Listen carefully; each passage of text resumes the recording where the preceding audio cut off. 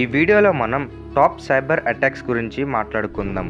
అందుట్లో ఫస్ట్గా చెప్పుకోవాల్సింది 1995 ఎఫ్ఎం రేడియో స్టేషన్ అటాక్. మరియు ఈ అటాక్ అనేది కెవిన్ పాల్సన్ అన్న ఒక వ్యక్తి చేయటం అయితే జరిగింది.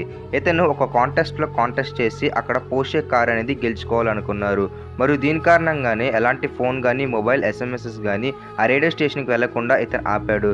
కొన్ని రోజులు దాని తర్వాత ఇతను చేసింది అనేది బయటపడింది. కాబట్టి ఇతన్ని తీసుకెళ్లి మళ్ళీ జైల్లో పెడతాం అయితే జరిగింది. ఇదొక సైబర్ అటాక్. మరియు నెక్స్ట్ సైబర్ అటాక్ వచ్చేసి నాసా మీద జరిగింది. ఇతని పేరు జొనాథన్ జేమ్స్. ఇతను నాసానే హ్యాక్ చేయడం అయితే జరిగింది. ఇతను ముందుగా మిలిటరీ ఎక్విప్మెంట్ అయినా మరియు మిలిటరీకి సంబంధించిన ఎన్నో డిఫెన్స్ ఇన్ఫర్మేషన్ అనేది ఇతను కలెక్ట్ చేశాడు. దాని తర్వాత ఇతను నాసాని హ్యాక్ చేయడం అయితే జరిగింది. నాసాకు సంబంధించిన ఎంతో ఇంపార్టెంట్ ఈమెయిల్ మెసేజెస్ మరియు అప్కమింగ్ ప్రాజెక్ట్స్ మరియు ఇలాంటి ఎన్నో డీటెయిల్స్ అనేవి ఇతను దొంగలిచ్చి దాన్ని అమ్ముకోవటం అయితే జరిగింది. నిజం తెలిసిన దాని తర్వాత ఇతన్ని జైల్లో పెట్టారు. నెక్స్ట్ అటాక్ వచ్చేసి మెలిసా వైరస్ అటాక్. ఈ మెలిసా వైరస్ అటాక్ అనేది సాఫ్ట్వేర్ కంపెనీ అయిన మైక్రోసాఫ్ట్ కంపెనీ ఒక ప్రొడక్ట్ అయిన మైక్రోసాఫ్ట్ వర్డ్ మీద ఈ మెలిసా అటాక్ అనేది చేయటం జరిగింది. మరియు ఈ అటాక్ అనేది చాలా సింపుల్గా ఉంటుంది. మరియు ఎవరైతే ఫస్ట్ 50 మెయిల్స్ని మైక్రోసాఫ్ట్ నుంచి హ్యాక్ చేయడం అయితే జరిగిందో మరియు ఆ మెయిల్స్లో ఉండే ఇన్ఫర్మేషన్ మొత్తాన్ని ఒక అటాచ్మెంట్ ద్వారా అతను కలెక్ట్ చేసుకుని దాన్ని బ్లాక్ మార్కెట్ మాఫియాకి అమ్మేవాడు. ఇలాగా ఇతను అమ్మి దొరకటం అయితే జరిగింది. నెక్స్ట్ సైబర్ అటాక్ వచ్చేసి బ్యాంక్స్ అకౌంట్ హ్యాకింగ్. ఇతని పేరు హంజా. ఇతను 2009లో కొన్ని బ్యాంక్స్ని హ్యాక్ చేయటం అయితే జరిగింది. మరియు ఆ బ్యాంక్లో ఉండే కస్టమర్స్ యొక్క డేటాని మరియు వాళ్ళ పాస్వర్డ్స్ని ఇతను క్రాక్ చేయటం అయితే జరిగింది. మరియు ఈ క్రాక్ చేసిన పాస్వర్డ్స్ నుంచి అతను తన అకౌంట్స్లోకి డబ్బులు అనేవి ట్రాన్స్ఫర్ చేసుకునేవాడు. దాదాపు 300 కోట్ల కంటే ఎక్కువ డబ్బు అనేది ఇతను అందరి అకౌంట్స్ని హ్యాక్ చేసి అతను ఆ డబ్బు అనేది సంపాదించడం జరిగింది. మరియు దీంతో పాటుగా ఇతను ప్రతి మెయిల్లో ఒక మెసేజ్ అనేది పంపించేవాడు. మరియు ఎవరైతే అది తెలియక నొక్కుతారో ఎమ్మటనే ఒక అటాచ్మెంట్ ద్వారా వైరస్ అనేది ఆటోమేటిక్గా ఇన్స్టాల్ అయిపోయేది. మరియు ఈ వైరస్ ద్వారానే ఇతను ఈ డబ్బు అనేది సంపాదించడం అయితే జరిగింది. మరియు ఇలాగా ఇతను ఇన్ని హ్యాకింగ్ అయితే చేయడం జరిగింది అకౌంట్స్ మీద. ఇతను ఒక రోజు దొరికిపోవటం అయితే జరిగింది. కాబట్టి జైలు శిక్ష అనేది ఇతనికి చాలా ఎక్కువ మొత్తంలో వేశారు. దీంతో పాటుగా ఇతనికి ఫైన్ కూడా విధించడం అయితే జరిగింది.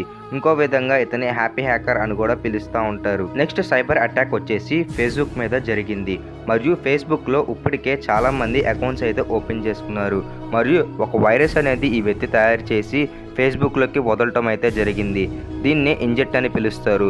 మరియు దీని కారణంగా ఫేస్బుక్ ఎంతమంది అయితే వాడుతున్నారో అందుట్లో 10 మిలియన్ యూజర్స్ ఒక ఇన్ఫర్మేషన్ మరియు సెన్సిటివ్ డేటా అనేది లీక్ అవటం అయితే జరిగింది. మరియు దీని కారణంగానే ఇతను ఈ డేటా మొత్తాన్ని బ్లాక్ మార్కెట్లో అమ్మటం జరిగింది. Next SolarWinds cyber attack. ఇదొక సాఫ్ట్వేర్ తయారు చేసే కంపెనీ.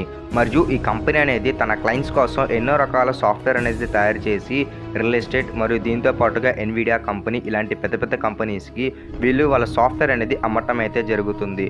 అయితే వీళ్ళు ఎప్పుడైతే సాఫ్ట్వేర్ అనేది తయారు చేస్తారో దాన్ని వాళ్ళు ఒక మ్యాపింగ్ రూపంలో వాళ్ళకి ఇవ్వటం అయితే జరుగుతుంది. అయితే ఇక్కడే హ్యాకర్స్ ఏం చేశారంటే ఈ కంపెనీ యొక్క మెయిన్ సర్వర్ని హ్యాక్ చేయడం అయితే జరిగింది. మరియు దీంతో పాటుగా వాళ్ళు తయారు చేసే సాఫ్ట్వేర్ ప్రొడక్ట్స్ అన్నిటితో పాటుగా వాళ్ళు ఒక వైరస్ కూడా పంపించడం అయితే జరుగుతుంది. ఎవరైతే సాఫ్ట్వేర్ అనేది కొనుక్కున్నారో ఆ కంపెనీ దగ్గర నుంచి వాళ్ళు అది ఇన్స్టాల్ చేసుకున్నప్పుడు దీంతో పాటుగా వైరస్ కూడా ఆటోమేటిక్గా ఇన్స్టాల్ అయిపోతుంది. మరియు ఏ సాఫ్ట్వేర్ కూడా వైరస్ ఉందని డిటెక్ట్ చేయలేదు. అది కొన్ని రోజులుగా నెమ్మదిగా పనిచేయటం అయితే జరుగుతుంది. ఇలాగా సెన్సిటివ్ ఇన్ఫర్మేషన్ డేటా అనేది ప్రతి ఒక్క కంపెనీ నుంచి కలెక్ట్ చేయటం అయితే జరుగుతుంది. మరియు ఈ కంపెనీస్లో మైక్రోసాఫ్ట్, గూగుల్ మరియు దీంతో పాటుగా నాసా మరియు ఇతర రకమైన కంపెనీస్కి ఈ సాఫ్ట్వేర్ అనేది అమ్మింది. మరియు ఈ విషయం అనేది చాలా లేటుగా బయటపడింది. ఈ అటాక్ అనేది ఏ సైబర్ గ్రూప్ తయారు చేసింది అనేది ఇంకా బయటపడలేదు.